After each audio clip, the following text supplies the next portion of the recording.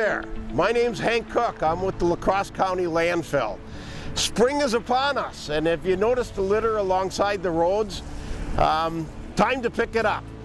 One of the things I wanted to talk to you today about is the ordinance in La Crosse County that when you bring waste to our landfill, you need to tarp your loads or make sure they're secured.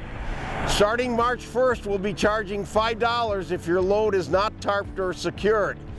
I want to show you a few pictures of what is a secure load and a properly tarped load.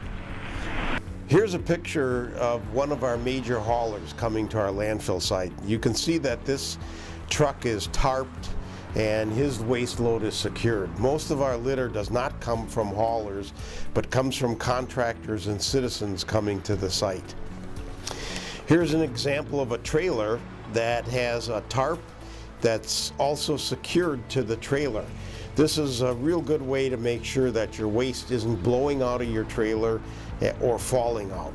Now here's a trailer that you can see has a lot of trash in it, and you can see it's not tarped or none of the waste is properly secured. This presents a danger to anybody traveling on the road if one of these glass panes would fall out and be struck.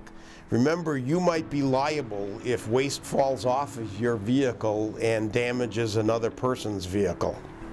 Here's a pickup that has a lot of brush being brought to the site. A lot of cases you can't tarp a load like this, but you should put ropes or straps around this to secure this so that branches aren't blowing off onto the road. Well, I've got a lot more to clean up here. Thanks for listening to our message.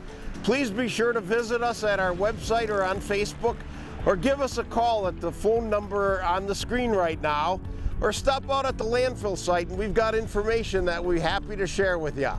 Thanks for listening. We'll see you later.